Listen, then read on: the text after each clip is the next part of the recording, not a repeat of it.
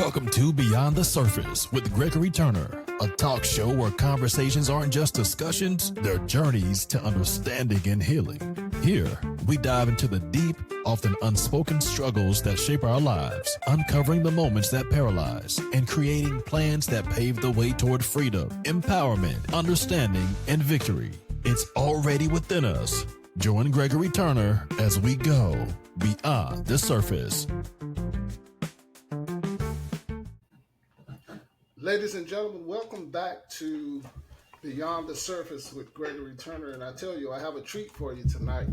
If any of you have ever dealt with any adversity, and if you've ever dealt with any illness or a family member that's dealing with the illness, this show will definitely help you.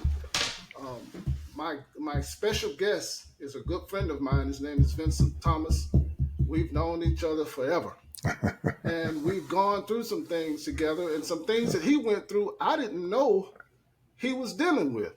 So we're going to talk about that. We're going to talk about the things that he went through and how he was able to survive and be a successful businessman at this point.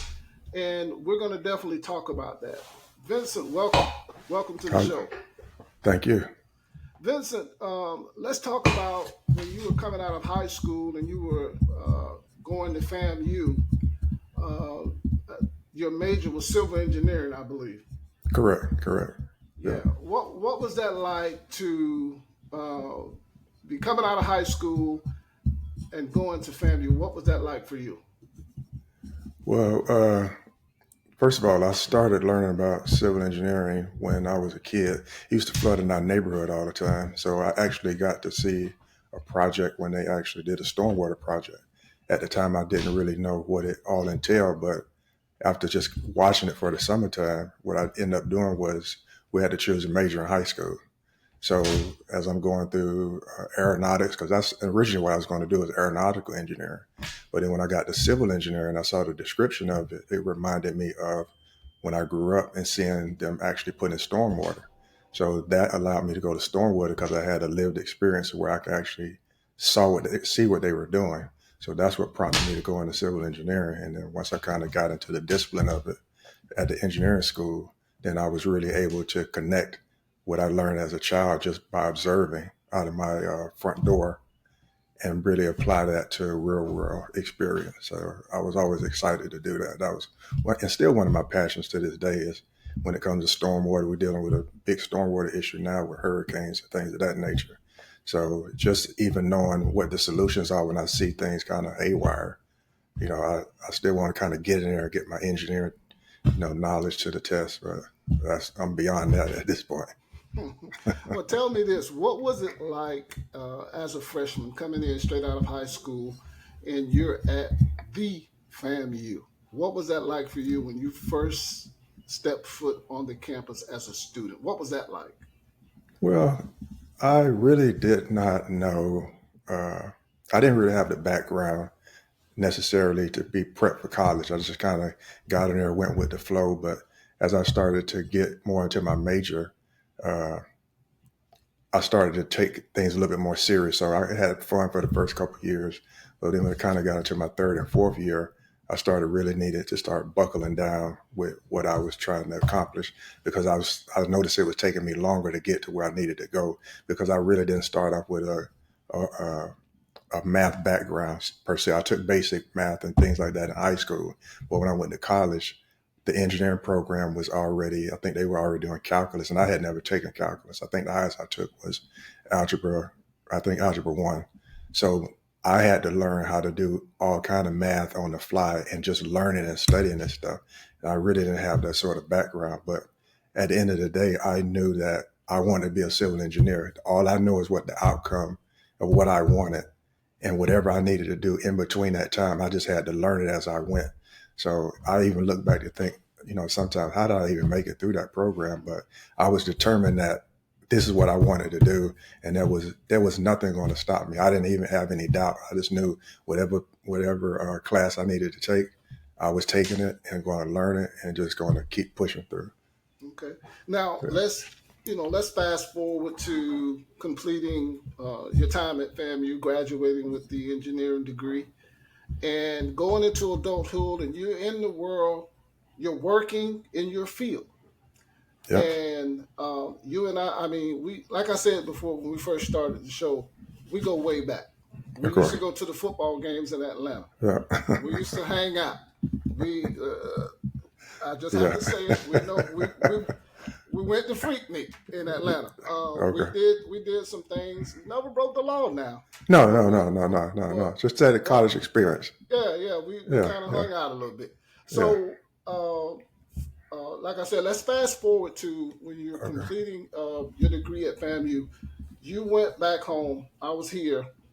We kind of, not gonna say we lost touch. We never lost touch, Yeah, but there were some things that you were going through that I had no idea about. I yeah. didn't know. And a good friend of ours who just passed back in October of last year, Jay, he was saying, "Hey, have you heard from Vince?" And I said, "No, I haven't heard from him lately." And he was like, "Man, I wonder how he's doing." We had no idea. So I believe there was you went into. Well, I'll just let you tell me what happened that day that it took you down. What was it? What happened? Well, initially, before I graduated, and that would have been July '98, I had renal failure. So that was in the summer of '98. I was in summer school. And then in September '98, I got married. So then in December of '98, I graduated, finally graduated FAM. And the next year, I contracted Guillain-Barré syndrome. And that is a condition where it's a neurological and muscular disorder. It's called GBS, also is another name for it. And it's a neurological and muscular disorder where I liken it to like a blackout in the city where it starts from your feet and it shuts everything down. All your major organs, everything gets shut down, and then it regenerates itself from the head and it comes back down. But during that whole time, for the first uh, month and a half, I don't remember anything. Like, I don't remember anybody come visiting me. All I know is I went to stand up one day. Max Back is on my son's birthday, December 19th, 1999. I went to stand up in my apartment and I went to take a step, but I fell over like a tree and I crawled to my bed, and my aunt just happened to be coming to visit me because we were doing a birthday party, my aunt, my cousin, and my grandfather. And they came over and I'm crawling into the bed to get on the bed, and I'm thinking, that maybe I'd taken too many muscle relaxers because I was having aches and pains like the week prior to that. Hmm. And ultimately, they took me in the hospital, and my wife was there, and she stepped out when the neurologist came in, and he kind of gave his perspective of what he thought it may have been because they didn't really know at the time. So she came back into the in the room, and she said, "Vince, she explained to me it was GBS, and she gave me the example I just gave you, and she said, what's going to happen is that it's going to take effect and then it'll come back." And what I thought about was years later was a movie Taken, when Liam Neeson was telling his daughter when she was hiding under the bed from those people what was going to happen to her. And then all of a sudden the screen goes black. That's sort of exactly what happened. Well, that's exactly what happened to me, because after my wife told me that, maybe an hour or two later, I don't really remember anything at that point. And I think I woke up when I finally started remembering stuff. It was a Super Bowl that Steve McNair played when they threw the ball on the last play of the game, and he caught it maybe 2 yards short of the touchdown. I remember from that point on. Other than that, for maybe like 5 or 6 weeks, I don't remember anything. Even though my wife said I was talking, well, I wasn't talking because I couldn't speak, but she said I was aware of that. She would come in the room, but like that, it's almost like the hard drive wasn't recording anything. Wow. So what happened when this happened? When you say your wife was there, you were in the hospital. How long were you in the hospital? I was in the hospital for 227 days, starting on December 19th, 1999. I think I got discharged in August sometime, but I don't remember the exact date. But it was 227 days. That I know. Now I remember, you were never a small guy. You were No, no. always about what 225. 225. Solid 225, yeah. Yeah. So how much weight did you lose? What was the lowest did you get to? 99 pounds. Yeah. Skin and bones, literally skin and bones. I saw the pictures that you sent me. I Hmm. saw the pictures, and I don't know. I don't know how you were able to do it. I know with God all things are possible, Of and course. we hear that. Yeah. We hear that in the church, but to actually have to apply it with the faith, uh, and your wife and your child being there, and I'm listening to you. I remember you just said the mindset that you had to have when you went into this math with the engineering. You didn't know Hmm. it, but you were determined. You said Yeah. determined. Was it your determination that got you through this and your faith? Well, I knew when I was going through it is that I had never done anything to anybody that would warrant what I was going through as a punishment. I never looked at it like that. As I became more aware, I knew what I was going through wasn't necessarily a learning lesson for me. It was a learning lesson for people when they came in to see me. Because of course I couldn't talk. I was a quadriplegic, so I couldn't move anything. I couldn't do anything for myself. I couldn't go outside. I couldn't just enjoy the basics of walking outside and feeling the sun on your face, or feeling the breeze of the wind blow, or being able to hold your spouse, or be able to play with your kids, or be able to eat using your hands, or being able to walk, or being able to lay in your own bed. Those are the things when people would come visit me that I thought that those were the lessons that they would get from seeing me laying in this hospital bed. I never thought that I was going to die. I never thought that I was being punished. I never was in any sort of fear of anything. That never came across my mind. It was always, are people grateful for just being able to feel the sun on their face and the wind blow? Just basic stuff that we take for granted. That's the thing that really, uh, I thought that people that should have gotten the lesson seeing me like this. That was the only thing I really thought about. And So I just at some point in time I just wanted to go home because I had been there so long. But you know, you said you never thought that you were going to die. You never no, thought that. no, Were there any times at all that your doctors gave up on you? no. My doctors, my wife never gave up on me. So in turn, the doctors had no choice not to give up on me because whatever she said, that was it. So I had a doctor, a good doctor, and still friends with him to this day. He said, Vince, there's a reason why you're here because you were sitting in a point where you were just spiraling. He said, you're just kind of sitting in this hole and you're just spiraling. And, there really wasn't anything that we can do. And he was like, God has you here for a reason. He said, because you've made me a better doctor just because everything I had gone through with me and the case that he was with me. Because he had just transferred from Cleveland Clinic to ORMC. So he was. I think may have been in Orlando for like 2 years, but my case was very challenging to him. But like he always tells me that what him being my doctor and I'm being his patient made him into the doctor that he is today, and he makes no bones about it. He tells everybody to this day, all his staff. Yeah, So you accepted the role in your life, the interruption, uh, like the show, it's life and death, and you and your wife. I think your wife, y'all authored a book together. correct. And what was? Tell us a little bit about that book, and tell us who came up with the idea to write it. Well, I came up with the idea to write it because I knew that everything my wife had gone through, that uh, I wanted her to kind of express what she had kind of gone through. And the intention that I initially thought turned into something much greater than what I actually knew. Because when she was writing the book, I'm kind of proofreading whatever, and we just basically putting a book together. So ultimately, as I started to read the chapters in the book, I didn't know how bad my situation was. I didn't realize the things that she was going through, outside of my presence, because every time she came in, she was always happy, this, that, and other. I never knew I was in grave danger. I never knew my life. I never knew anything about that till I started reading the book.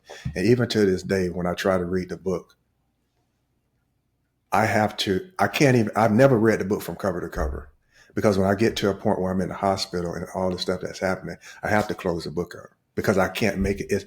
It hits me so hard and so deep that the things I've gone through, my wife never changed her attitude towards me, the way she talked to me. I would never thought the way I looked that there just wasn't I don't know, the best way I can describe it is her attitude and how our relationship was, it never changed. So I never knew how bad I was. And that was the thing that was touching to me the most, was that when I saw myself in the mirror for the first time, she said, "Vince, you want to see what you look like? You don't look the same." I'm like, I don't understand what that means. But if she held that mirror up to my face, and when I looked at that mirror, I didn't even recognize the person in the mirror, because I looked nothing like how I looked the last time I saw myself. And I looked at her and to think, how could you love me and treat me the same way as the person I'm looking at in the mirror, who I don't even recognize? But the fact that she never changed, she was always the same person. And that's what amazed me about it. So when I read the book and all the stuff I've gone through, there's a certain point in that book where I have to close that book up and I have to get some tissue and I start crying. I have to blow my nose and I have to walk away, and I never get beyond that point. I've never gotten beyond that point. Yeah, I've had conversations with her. We've interviewed her before some years ago. It's been a while. And the thing that stood out to me was unwavering. Just listening to her talk, the strength and the confidence that she just knew that you were going to be okay. And I've had conversations with older women about men being sick and how a lot of women can't handle that. They can't see a man to his weakest point like that sometimes it calls for divorce. I've seen women leave their men or their husband while they're sick, while they're on their deathbed. And I know it goes both ways. But I was just saying what I was told from an older woman. She said younger women, they just can't handle that. And there's something, it does something to them. But for your wife, it did something to her. Of course. It made her stronger. It made your marriage stronger. And out of all of this, we always talk about purpose and pain. Pain and purpose, those two things go together, because in your pain, you will develop and find out a lot of times purpose. Yeah. And tell us from your situation as a couple, what did you do to try to help someone else? What became of your pain? Well, what I ended up doing was, after coming out of Guillain-Barré and everything, I was still, I think I got a transplant in 2001. And then in 2009, I had to go back I was a renal patient again. So what I started to realize was that the things I was going through health-wise, as extreme as my quadriplegic was, it's not a lot of people that's gone through that. That's kind of came out of that. But I know a lot of people that was dealing with just health. I mean, not necessarily health, but they were dealing with not health, but they were dealing with like just being able to take care of themselves. That's what I'm trying to say. So ultimately, as I'm going through renal treatments, I started to notice the correlation between diet, and I was doing my blood work every month, going to clinicals, getting blood work every month. So I started to see the correlation between nutrition and my lab work. Once I started to get a correlation and I could adjust my labs and make sure that all my numbers were on point, I started realizing there was that direct connection. And I started sharing that information with other people. And I started sharing that other information with other people. They started noticing the difference as well. And then I started building out a business based on that, just by helping other people. And generally, it started with most people wanting to lose weight, either guys or women. Mainly women want to lose weight. So I started to have this regimen where I was successful at it, and I started to build it on top of that. But ultimately I got to preventative health, where I started noticing if we can prevent certain things from happening, we can manage those things a lot better. Now, I believe you and your wife Ty. I believe you guys. Did you do some type of counseling for people? Was that something that you were doing? Well, she does caregiver counseling, and with the part of Seven Ways of Thinking, which is our company, she does the caregivers counselor, where she basically helps the spouse. Pretty much what she did for me, she helps other people to navigate the healthcare system. So a lot of people, when something happens, they just kind of get propelled into the healthcare system. They don't know anything about it. They don't know what questions to ask. They don't know how to navigate it, and they become so overwhelmed and stressed out that a lot of times they either walk away, like you said before, how some of the older women walk away. I think the reason why they walk away is because they don't have a blueprint on how to navigate these things. They just don't know. It's not, I don't think, from a lack of not loving their spouse or caring about them, but when you get thrust in that situation, you have so many different things going on that it becomes overwhelming. And most of the time, when we get overwhelmed, we generally fight or flight. So you generally run away. And I know it's bad on the other person. They feel like that because they feel like they gave up on their spouse. But my wife is I almost call it like the guru of understanding how to do these things, because it just comes so natural for her. I mean, it's just like her. She can walk you through anything when it comes to the healthcare system, of being able to make sure everything is in place. How to transition from the hospital back to home, how to deal with your spouse and things of that nature. So in the course of us building this company, she speaks from a caregiver perspective. I speak from a patient perspective. And then there's 7 dynamics in between that. So sometimes the spouse may end up becoming a patient where I will have to care for my wife. So there's a give and take between all of the things that are happening in those 7 dynamics. And that's basically what we built our company on. And it started from what we went through at an early age, because we were only at the time like 25 or 26. Matter of fact, we were 25 because this is the 25th anniversary, because it happened in 2000. So there's a 25 years since I had that issue 25 years ago, and we were 25. Oh wow! Yeah. Determination. Yeah. It's so important. And you talked about you had just had a son. How old was he when you were going through? When you were in the hospital, how old was he? It was on his 4th birthday, on December 19th, 1999. That all happened on his birthday.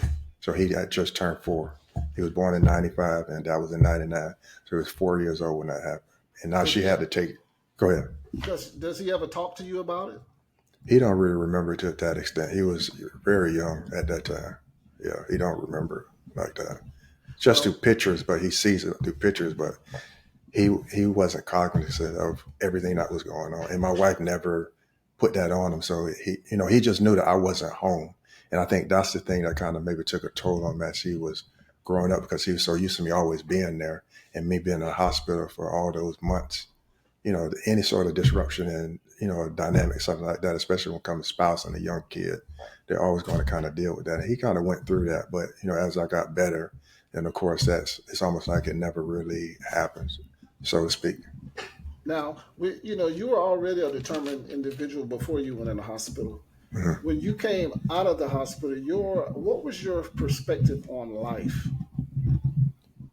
Just getting back to, it's almost like when I went into, when I was quadriplegic, just getting back to where I started, where I left off at. I was like, I'm determined. Okay, I went through all this stuff. I got to get back to where, me looking for jobs and getting back into doing civil engineering, because that's what I wanted. I was determined that that's what I wanted to do. So I went through that, but I'm determined I got to get back to where I started at. And I would say it's disruption, but I still need to do the civil engineering thing, because that's what I went to school for. I was determined I went to school for that, and this is what I wanted to do. Well, I tell you what, I can the fact that you went through all of that and you survived it, Mhm. and it makes you qualified now. Of Because course. there's a lot of men right now, and I wanna focus on life and death, and how close the two are related. Like, you can go to work feeling fine 1 minute, And by the end of the day, your life can be in turmoil hmm with the diagnosis or something happened with your health. Um, Life and death, when you hear that, what do you think? Does it take you back to where you were, or does it motivate you to help others? That motivates me to help others because I know a lot of times the things that we do with, especially technology today, we're able to know what's going on and take more proactive and preventative measures to at least be able to mitigate some of the things before they get totally out of control. So I often say, at least at least do a visit with your primary every 6 months, twice a year, not just once a year. And anytime you feel like anything's off, something's a little off, or whatever the case is, schedule a doctor's appointment and go into the doctor and say, I'm feeling this way. I wasn't, I'm not feeling good, or whatever the case is, and see with them, but be proactive about taking care of yourself. That's the main thing that I really preach to people, is being proactive, because a lot of times I've seen people where they wasn't proactive and they ultimately end up getting something that led them to their death, and it was preventable. And they knew could have been preventable, but they just didn't take it seriously. They just thought maybe it's, just having a little ache and a little pain, but ultimately it ended up becoming that. And those are the things that kind of, it saddens me, and it kind of gets me upset, because I'm like, these things are preventable. You don't, it's easily solvable, especially in the world that we live in today, because everything is readily accessible for us, you know. Yeah. We're getting up there in age now, Vince, where we have to go to the doctor and get probed and everything else. Colonoscopies Yeah, and prostate exams. And as men, our egos are big, yeah, but our diagnosis, if it's not good, is bigger. exactly. And we have to really think about our families. And you and I, we talk all the time about health. We go back and forth about this. And I remember, I think it was Cornell University. You were taking was it Cornell where you were taking the Yeah, course? Yeah. plant-based nutrition. Yeah. Yeah. Now, tell me a little bit more about that. Okay, now I didn't know anything about the program, so everything I had been doing from 2009 up until 2016, I happened to meet a doctor that I met, and I happened to meet him in the hospital. But ultimately, he became my doctor, and I had to go see him for a follow up. I had to go to the hospital. Of course, when I got discharged, he said, "Come and see me for a follow up." So when I would go into his office, we would sit and I was dropping everything on him about how diet and nutrition helps, and it can change your blood chemistry, and all things of that nature. So I'm just telling this every time. I think I had to see him maybe every twice a year. So every time I go in there, we'll spend about 30 minutes or 45 minutes, because he always kept me as the last patient, because he's so interested in all these things I was saying. Little did I know, everything I was sharing with him, he was teaching his patients. I had no idea about this. So one day I went in his office, and he was explaining to me how, he had been teaching his patients, but because he went to medical school, they don't really teach him about nutrition. So he said that he had found a course online at Cornell that he was taking. And he said, "Vince, pretty much everything you've been talking to me for the past year is verbatim in this course." So he ultimately ended up scholarshiping me to get my plant-based nutrition, which I didn't know anything about it. As I started to take this course, it was verbatim to everything that I was already preaching and talking about over the last 8 or 9 years at this time. So I was able to take what I already knew, and now I got a certification, so that if anybody wondering, or wanted to know if I was qualified to do what I was doing, that gave me the qualification to be able to speak on something that I was already doing for myself anyway. And that's how I began to, how I got my plant-based nutrition certification. It just seems like, okay, one minute you're a civil engineer, Mhm. but it seems like your passion is more in the medical field now. Am I wrong?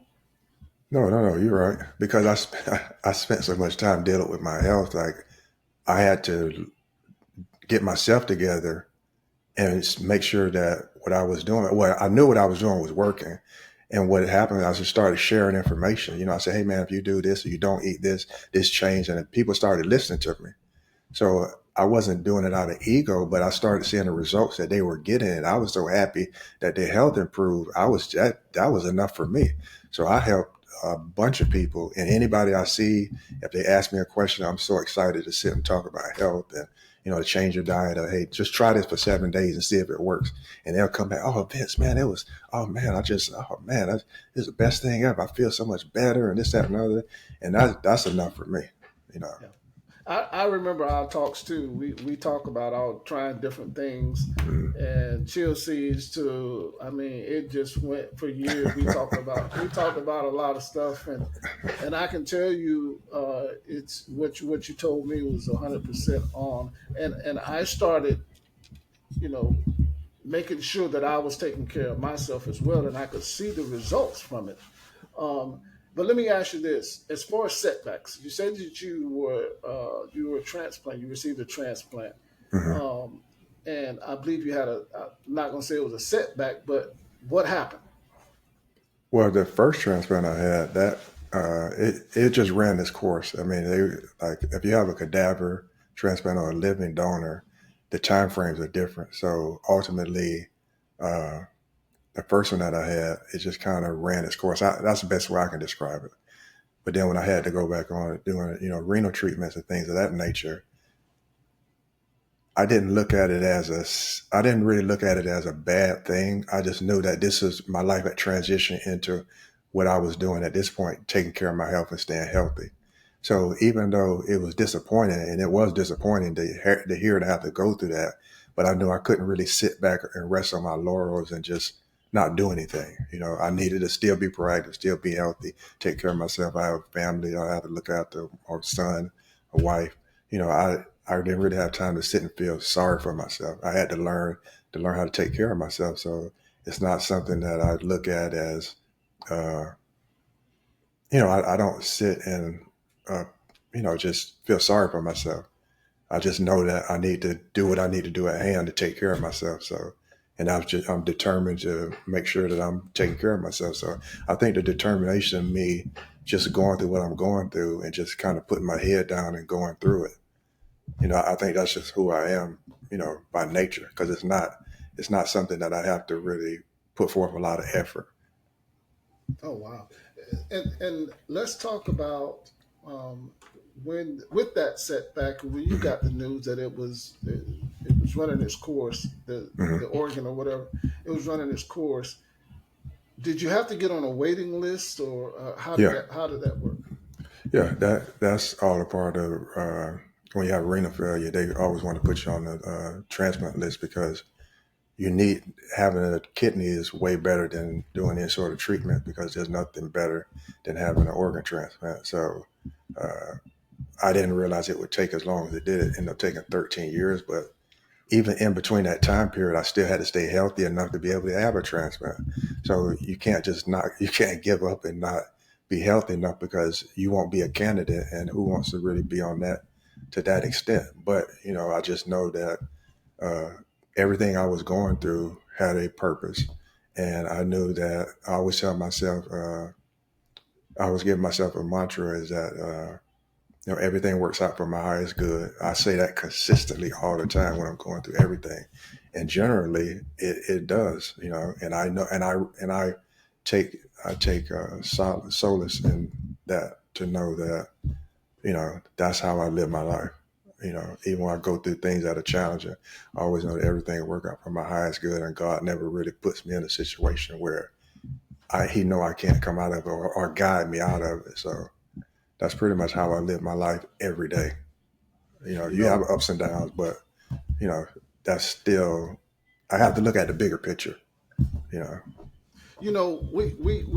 we talk about faith all the time, and we talk about we need to pray. Hmm.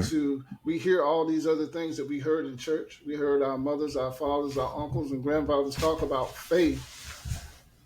But when you're faced with what you were faced with, being told that you will be placed back on a waiting list, but you didn't think it would take, what, 12, 13 years?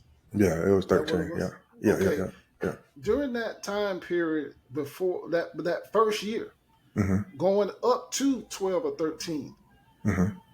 what was your mindset? Like, and I say that Mm. because we tell people all the time, I'm gonna pray for you. We hear that all the time.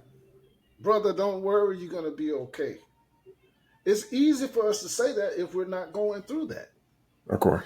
But for someone like yourself, it seems to me you were already motivated, determined, the faith was already there, and you didn't move on that.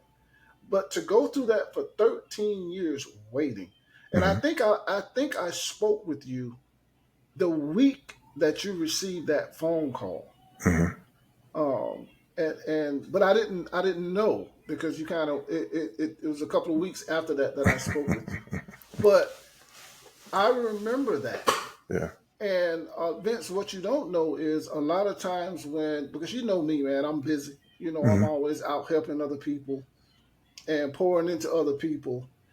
Uh, and I'm not going to say my wife doesn't get it. I'm not going to say my friends don't get it, but Hmm. you do. Yeah. You get it. So a lot of times when I'm calling you to check on you, I'm really checking on myself because you're gonna tell me something Hmm. that's solid that I need to hear to keep Hmm. me going or to have someone pour back into me. Because when you're doing all this pouring, you're empty. Yeah. And you give me business ideas. I always send you stuff. Vince, what you Hmm. think about this? And Yeah. you'll respond. Let me think about it. And then you'll respond. And 9 times out of 10, I'm going to take your idea. I'm going to take your thing for it. So, but this is what I wanted to ask you for any, and we're talking to men right now, and the same applies to women, but Hmm. and the reason I'm saying men, women are a little bit more mature than we are when it comes to the Bible, faith, and that type of thing. They'll go to the doctor. Hmm. They'll Of talk to course. their friends. We won't do that. No. What would you say to someone that's really going through and they feel like where they are is where they're going to stay for life? Well, you can't, first of all, you can't think like that because once you start thinking like that, how you, as a man, thinketh, so he become. So the biggest thing is not to think that it's over. And you have to always look for the good. And you always have to start with the goal, the end goal in mind. So but you can, whatever you tell yourself, that's what's going to happen to you. I'm a big believer in that. So you can have your doubts, but at the end of the day, you have to tell yourself, I'm going to come through this. Now you might not be able to figure out how to get there, but I liken it to if you want to go somewhere, you put in Siri and you give the destination, and Siri will figure out how the best route to get there, how to avoid the time lapses, or if there's a traffic accident over here.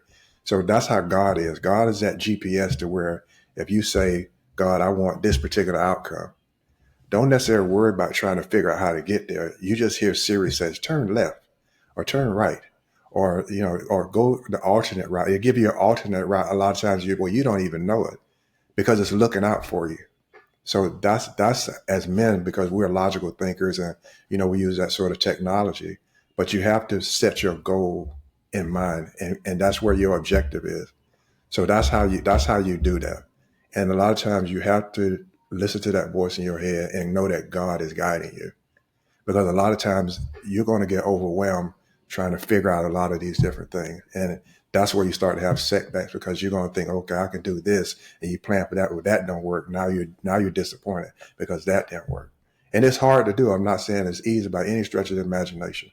It's difficult, but that's where you have to really lean in on your faith, and you have to, you know, go in your closet or go in a room where you can sit and really think to yourself and ask God, for guidance, and just show me a little bit, just show me a glimpse of something and let me know I'm in the right direction. And what you'll notice, if you be quiet and you listen, ultimately you'll see that God is whispering to you here, or you might see something on the TV and you'll see something that's like, oh man, I was praying about that, and I heard this on the news, or I heard this on the TV, or I heard somebody. You might be in a store somewhere and somebody's speaking about something that you're going through. That's God showing up in all these little places that we might not necessarily see, but you have to have an ear to hear. And that's very important, especially when you're trying to navigate through anything. But you have to know and listen to that voice in your head and know that God is guiding you. And you have to put your trust in that. It may be difficult, but start off baby steps. Just start off a little bit at a time and ask him to show you what the next step is. And trust that that's him. He's going to let you know that that's him, because it's going to be something totally out of the ordinary that couldn't happen any other way. And that's the beauty of when you go through certain things. You don't have to figure it all out. Just lean on God, listen to that voice, set your objective of where you want to go, and listen to that GPS that's saying turn left, turn right at the next stop sign, or red light camera ahead. It's giving you the warning ahead. That's where they get the GPS from. The GPS is a copy of what God is always trying to tell. He's the original GPS. Yes. But Vince, let me ask you this: when you to keep that mindset, Mm-hmm. that's what I'm hearing from you. You have to have that mindset. Mm-hmm. But when you have a mindset like that, how do you protect that? And this is what I mean, because you're going to be around a lot of your friends, so-called mm-hmm. friends, or people that you know. Mm-hmm. Sometimes it could be some people in your house, of course, that may speak negative and not know that they're being negative. Mm-hmm. And how do you protect that your mental space when you're going through?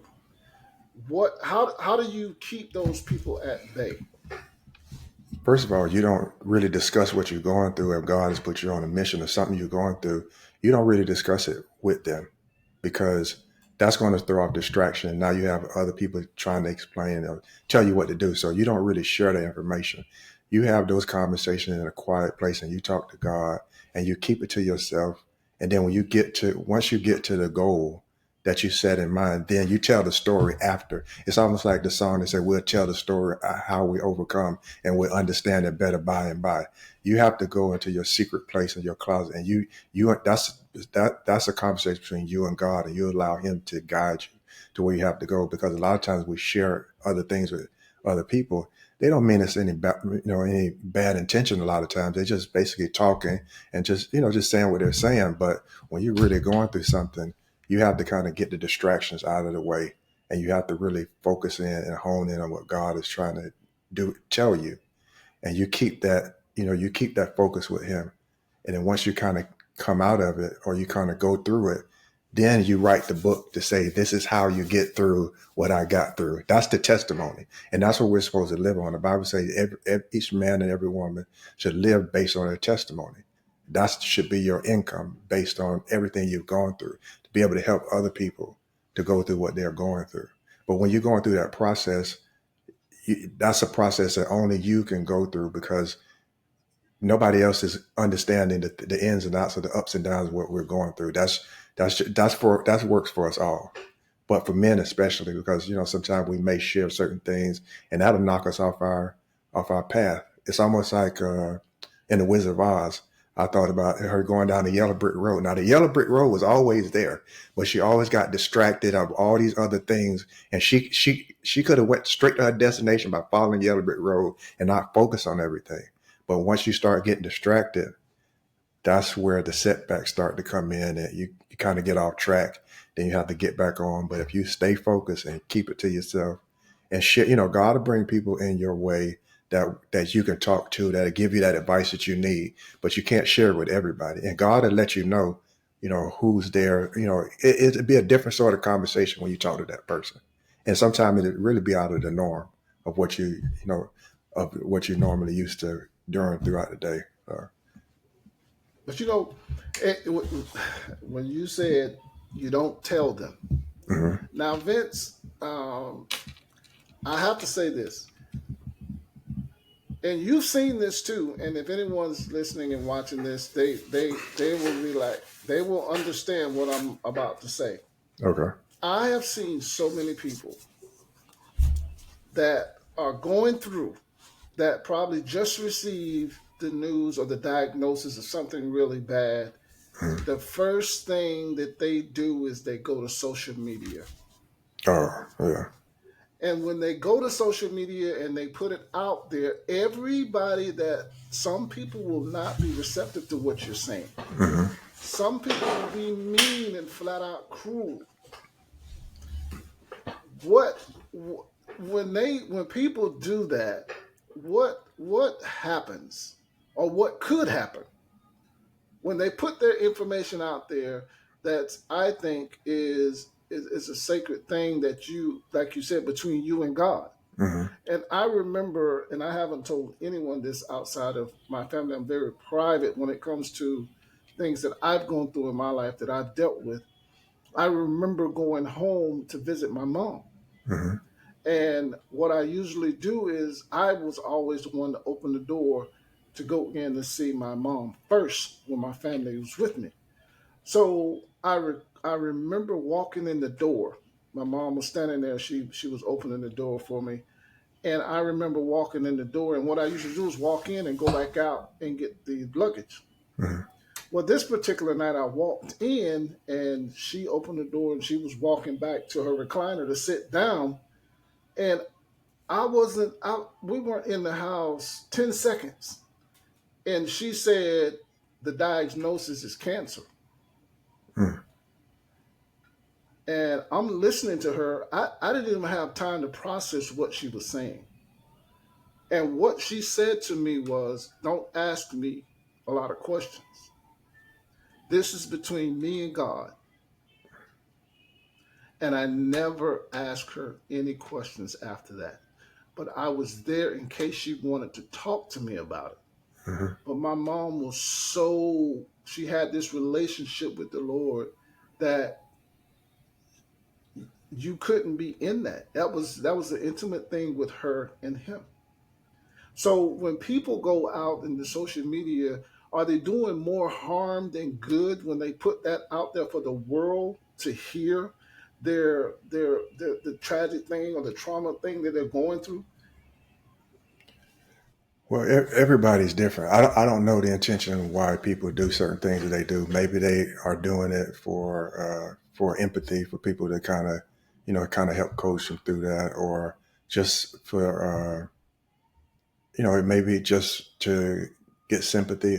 That I'm not quite sure. I wouldn't personally do it, but the world is totally different as how we grew up. So I see a lot of people share a lot of their information, but it's always subject to critique. It's subject to encouragement. So it's a mixed bag because you never know who's on the other end of that phone or, sending those comments or things like that. So I would, be cautious about how I do that when it comes to social media. But I would only use social media. I wouldn't necessarily use social media for that, but I would do research to kind of figure out how I can, my situation and what I'm dealing with and how to get over it. And then they could perhaps use it as a teaching tool and go and share what they're going through and some of the things that they do to kind of help them to deal with what they're dealing with. I think it could be useful from that standpoint. But if you're just kind of throwing it out there, it's subject to anything. And unfortunately, people can be cruel when it comes to certain things. And then some people may just give you misinformation about what you're dealing with. And now you're doing something that could be more harm than good. So you have to be very cautious when it comes to, putting yourself out there with social media, especially when it comes to your illnesses and things of that nature. I would err on the side of caution before I would do that. Or the best thing we do is maybe get in a group of people that's dealing with what you're going through, and they can offer a lot more counsel and give you some ins and outs of how to navigate the system or whatever it is you're dealing with. That's what I would start with first. I would start with a support group on social media, not just get on my page and just kind of throw it out there. But then I don't know the motivation behind why somebody would do whatever they do. So that would be the X factor that you know. Yes. But let me ask you this. You've gone through everything that you've gone through. Hmm. You survived. You've conquered. You're still growing. You're still learning, as we Hmm. all are. And tell us where you are today with your businesses. I know that you talked about the 7 ways of thinking. What else do you have in place right now? Well, what I'm really doing now is more preventative health. And I just created another website, but I'll basically be doing consultations with people of preventative health, and I'm going to have some guidelines set up where an ebook that they could purchase to kind of go through and do a self evaluation, certain tools that they would need like blood pressure blood pressure cuffs, biometric scales, maybe sometime an Apple Watch, a Fitbit or something of that nature. But just being able to monitor their health on a daily basis or a weekly basis. And then, of course, going to the doctor and getting the 6 months. I would recommend not once a year, but 6 months if insurance would allow it. But, ultimately, making sure you have a cardiologist and making sure that you have a hematologist or even a nephrologist. But you want to be able to have the blood work to where you can kind of get a panel of everything that's going on with you so that you can, if something's happening, you can kind of figure out before it gets worse. Because ultimately what I think is going to happen is that health is going to come to a point where it's going to be like car insurance is what I think, where if you're not really taking care of yourself, your premiums, all that stuff is going to be sky high. So I think the healthcare system is determining where it's preventative based because that keeps the costs down and you ultimately able to have a better quality of life.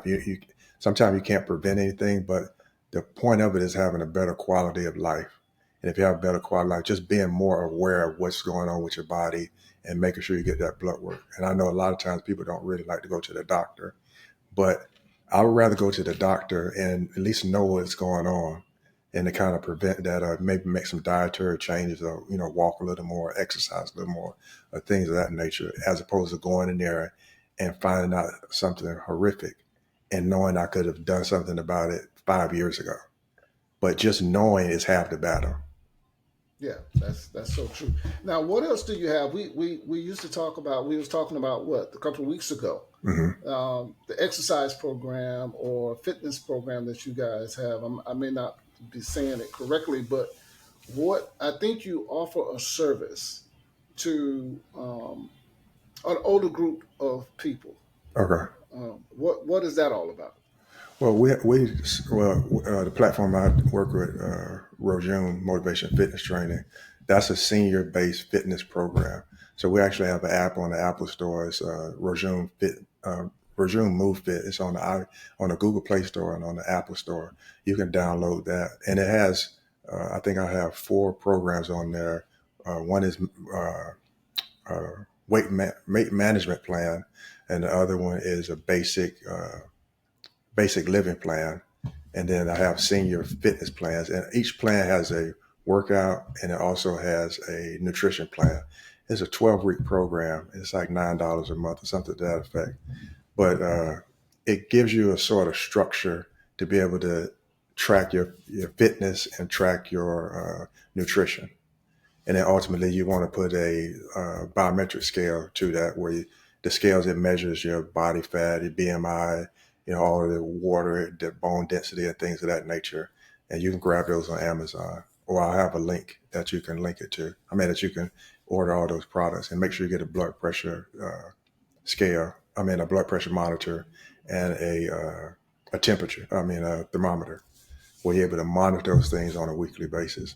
But that's what the program is really set around is preventative health. Well, Vince, everything that we've discussed, it seems that a person would have to start. Mm-hmm. Everything that you're saying, you have to move, you have to do this, you have to do that. But what do we do when people are paralyzed with fear? What is a good way to overcome that, to protect yourself, to be proactive with your health, with going to the doctor? Because as men, we hear all these bad, crazy things about the colonoscopy. We hear these things about the prostate, the exam part of it. Now, I went through. I've done both of those, Mm-hmm. and it's uncomfortable. It's uncomfortable. And Vince, it's just me and you talking. I know nobody else is listening. Of course not. with that prostate exam, Vince, the first time I had it, Mm-hmm. my doctor, we were cool. We talked, we joked, all of that. After that, when you want to shake, no, you're not shaking my hand. No. No. It took me a while to really understand what I was doing. Now, my mom was proud of me. Mm-hmm. That wasn't enough. because I was Vince. I was going through, man. Yeah. Man, that's something. You know, we're gonna get off of that, and I don't want to Yeah. scare. I don't want to scare any other men. I'll just say this: it's uncomfortable, Mhm. but it's something that you have to do. And at someone, Vince, a lot of us will probably not be in your shoes to that level that you Mhm. were at. What are some encouraging words that you could tell some of our brothers and some of our men uh, that you think that they would benefit from being just getting started and how to stay motivated to be started? Well, the good thing about the prostate exam is that it's a blood test now, so you don't have to do that. You just go take a blood Woo! test, and they figure that out. So they don't even do that in practice anymore. So that's one thing I can tell you because I had one done about 2 years ago, and it's just a blood work. They look at a PSA level. If it's fine, then you good. I think you have to do one once every 2 years or something to that effect. But that's gone at this point. So we can take the fear out of that one. So that's an easy checkup you could do, and that you can go to the doctor. So that would probably be the best thing to start off with, is going to get a prostate blood work, because most as men we have to have that. That's not an option, and it's preventable. The disease is preventable. So, I mean, it's a simple blood test. It's preventable to do that. So, Well, you definitely helped a lot of people, and a lot of men they don't know. They don't know this. mhm. I knew this, but I always tell that jokingly to a lot of my my friends, and I hear all the time. There's no way I would do that. Mhm. I'm like, you would rather die than know. That's just the mindset that a lot of these men have, and Vince, a lot of our Yeah. guys, they won't go to the doctor. Yeah. They just won't go. And I'll say this: I had a couple of years ago, I had rotator cuff surgery. Mhm. That's a monster. Yeah. That is a monster. Oh my goodness, it's rough. But it was something that I had to have done, and I see a lot of people. I didn't realize so many people had rotator cuff tears Mhm. until I had one. And I could notice people by their movement that something was wrong. Mhm. And they would tell me, oh, yeah, I have a rotator cuff tear. Well, won't you get it fixed?